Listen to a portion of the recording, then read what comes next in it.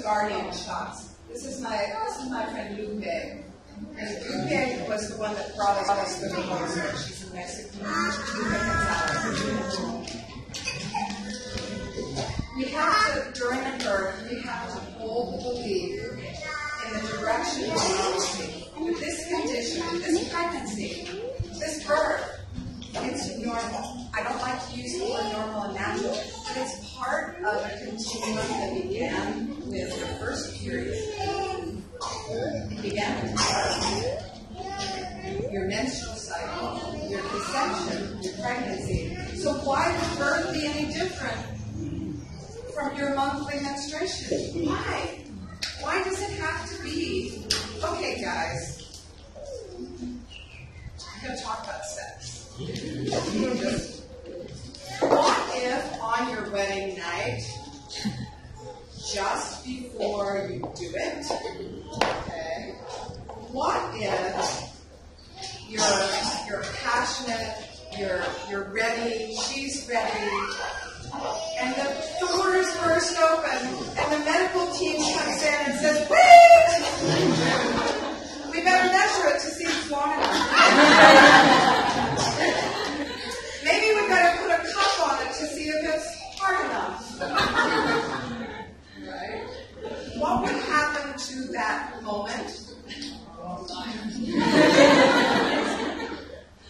Her brain is the same way in childbirth.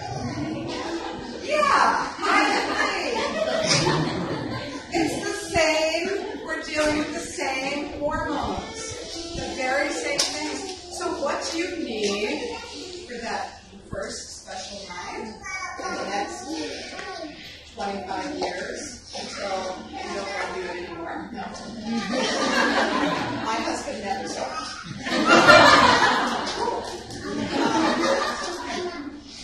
You need quiet, darkness, safety, and maybe a little champagne.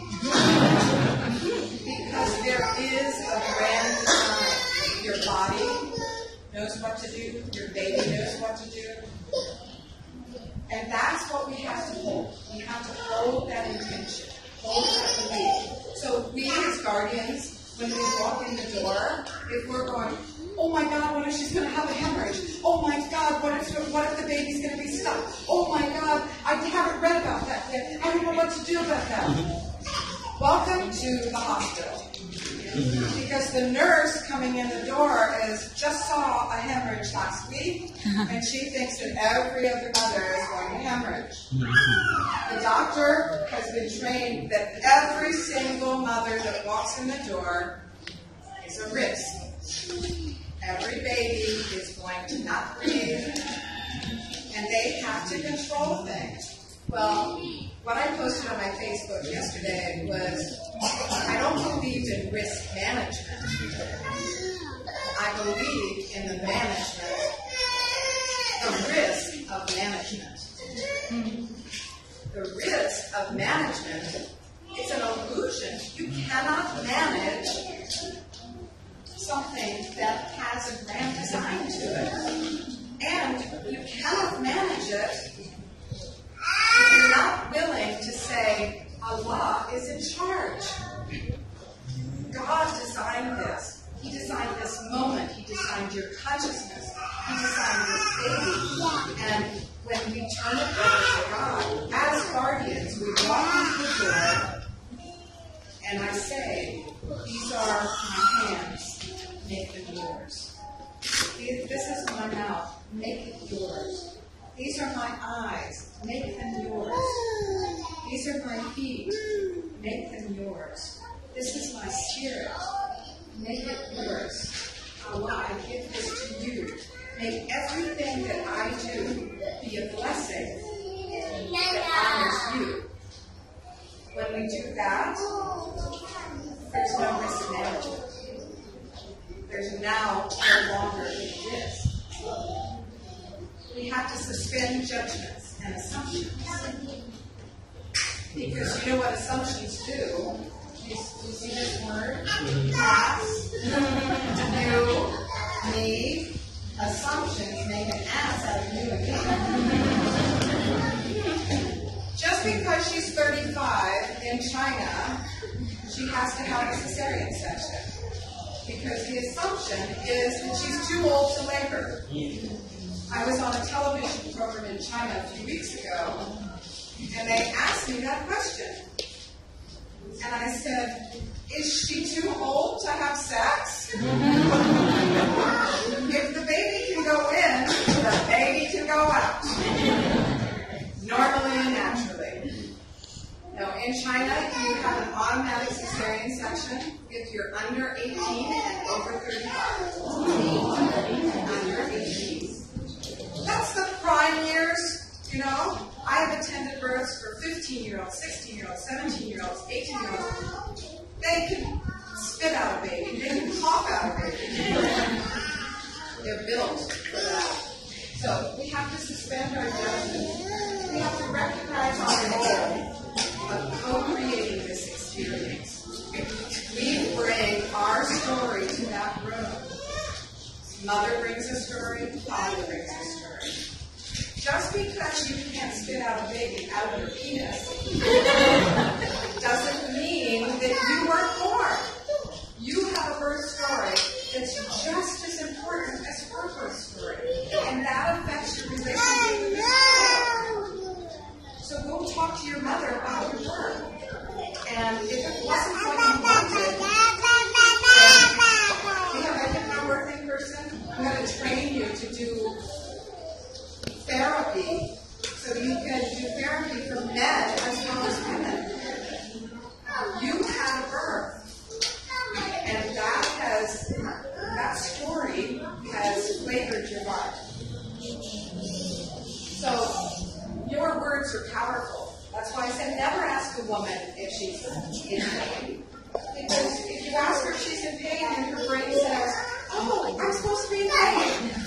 Maybe I wasn't, but you're asking me, you're assuming that I would be. So, okay, I'll be in pain. So tell stories. Tell stories and use metaphors. I'll just talk better. Create rhythm with mantras in all meditative practices, and birth is a meditative practice. Rehearse it by chanting, praying, doing the prenatal yoga, preparing your body, but more importantly, prepare your mind and your soul. So create rhythm with mantras.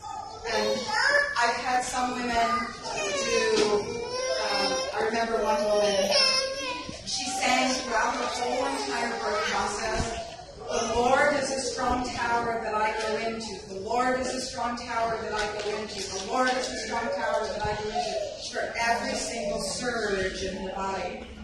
And another woman sang a song in English, How Great Thou Art, How Great Thou Art. We sang 374 verses of How Great Thou Art. And her baby was born to Jesus Loves Me. That's what she switched to, Jesus Loves Me. Now she's giving birth. Jesus loves me, this I know.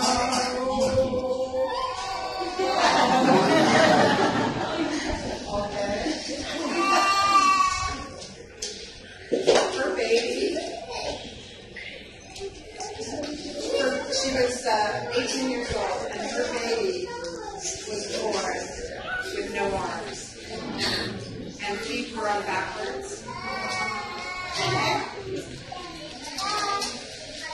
And we didn't know that because she had refused any medical tests and any ultrasounds. And I quickly threw a blanket over the baby because I could see that there were no arms on the baby. There were 3 little fingers here, and just a tiny little bone and 2 little fingers here. And I prayed right at that moment, and I helped her hold her baby, put the blanket over right away, and it was, I put a stethoscope to listen, make sure the baby was breathing, and after about 5 minutes, it was a long time, in midwifery, that's a 5 minutes is a long time, but she was talking to me, oh, thank you for coming, I love you so much. And she takes down the blanket. I didn't say a word. No one said a word. And she looked and she goes, "Honey, look, God sent us an angel. She has wings." She had a mantra that everything was perfect. And in her world, this baby was perfect. So even unexpected things, when you turn it over to God, it's perfect order. The universe does not make mistakes. She became the most wonderful mother, expressing herself in every way, and went on to have 5 more babies, all normally, naturally, all in water, every single one. She never faltered. She taught me more about faith, and her baby taught me more about faith than any experience the rest of my life. Because if she can have that confidence, then what about the mother that has a perfect faith? What about the mother that has, and to her baby wasn't perfect. Her baby was an angel. And just to tell you the rest of the story, she's had surgery, and the baby, they put arm extenders in, and the baby is now, she was born in 1999, so she is 13 years old, and she plays soccer, she plays a musical instrument.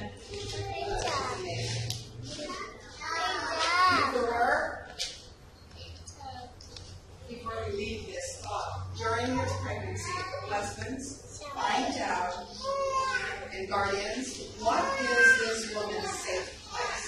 Where does she go to feel this? What makes her the happiest?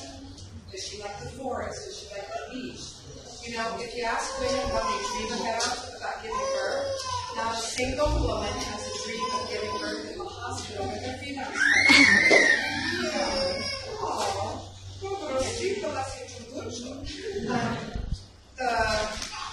the mother will have the idea to give birth by the ocean or on the beach. I flying 2 weeks ago today, I was at a birth in Hong Kong, Harper. And her symbols, her key phrase was the beach. And the beach with the waves. And when she got that little grimace on her face, I would just whisper it to her ear and just bring your ear down. I would go, beach, beach, just beach. And immediately the smile came out of her face. She would go to her beach. In her mind, she was over there. And that was the easy place for her to give birth. So find that place. Because what your mind can conceive and believe, you can absolutely achieve. So, unfortunately for us today, this is just the tip of the iceberg. Because there's a whole lot more. But I'm just so thrilled that we have each other. What we do in birth has an impact on mothers, fathers, babies, families, societies, and evolution.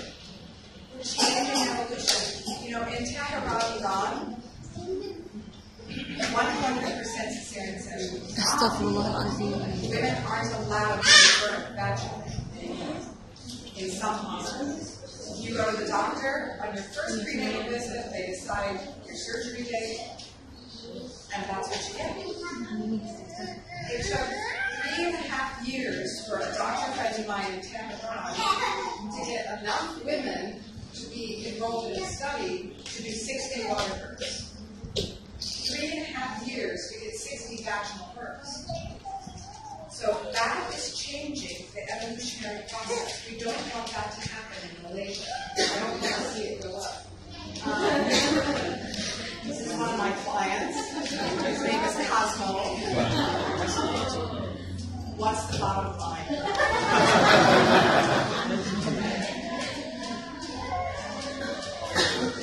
When the caterpillar makes the chrysalis, it becomes very hard, and it's hanging on the tree branch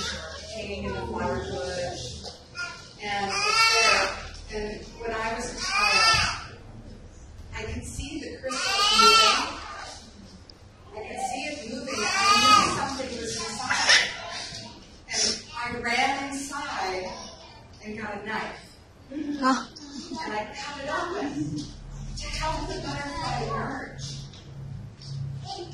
But if you do that, the butterfly actually has scales. If you put it under the microscope, the butterfly has scales on its wings that if it doesn't fight its way out, if it doesn't do its process of going out and lubricating the wings, all the scales on its wings, it can't fly. And it will drop to the ground and die. Babies have a similar process.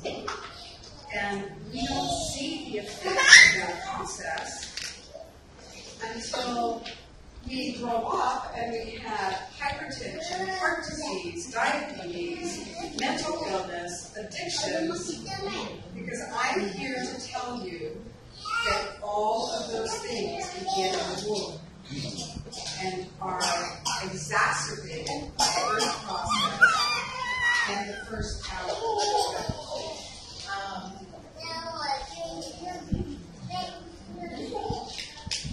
Lucy always goes with me everywhere. Lucy's not a day over 21. But the place for babies immediately after birth and for the next few days is here. Not in your grandmother's farm, or your lady's grandmother's farm, in your mother-in-law's farm, not in a crib, not in a cup. Do what? Oh, jaundice is normal and natural. And the best thing for jaundice is breastfeeding and not cutting the cord. That gives the baby more bilirubin. And bilirubin is a powerful antioxidant. If you don't want to get cancer later on in life, don't be afraid of the bilirubin. Remember, risk management. It's the risk management that causes the problem. So just like the butterfly has an inherited biologically, so too does the baby. Each of us was programmed to be born. Each of us was programmed to miraculously fall to the breast and back to nose. And when the baby attaches on its own, it's always normal. It's always correct. We let the flowers open in the way they're supposed to open, and we give them sunlight and water. And we come out with happy babies. I love Asian babies, so next time I'll come back with a camera. It's not reframing old ideas. The Newtonian view of the world says that your body is a machine, and if we control the machine, we can control the process. But the quantum view is that there's something greater than us that controls the process. And we're part of it. And we as guardians tap into that consciousness, tap into that source.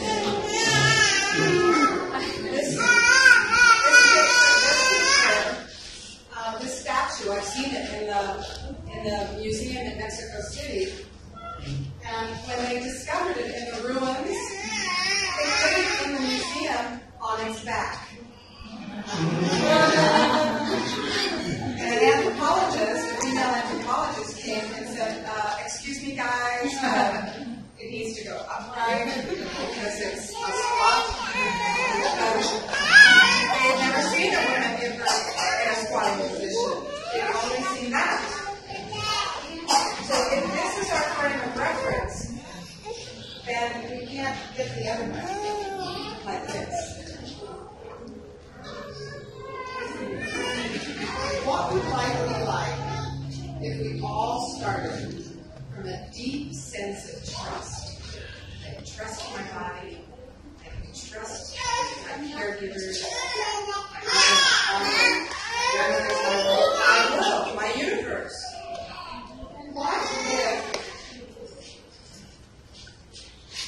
What if we didn't, I'm going to go back to that, wherever it went. Okay. It went on. What if we were able to express our soul purpose? Do you think perhaps that we'd all cooperate and live in harmony? So maybe peaceful, gentle earth creates a peaceful, gentle world. And, didn't John Lennon have that song, Just Let It Be? You know why he wrote that song, Let It Be? Let It Be? Because his mother was a midwife. John Lennon's mother was a midwife. And her advice to women was, let it be. Let it be. Oh, just let it be. Just let the baby be. He heard that so much because the women came to her home for the prenatal appointments. Oh, just let it be. Let it be. Let it be. Let it be. So fear, almost in here. When a baby's born in fear and grows up as an adult in fear, and he quick survival. Oh, I have to have this. I have to have that. It's got in a solar plexus, and it's characterized by that need for safety, protection, power. Lots of war, safety, control. Oh, I know. Self-absorption relies on outside sources. And it says no to harmony. That's all of our doctors, all of our nurses are taught in a system that is fearful. Our world is fearful.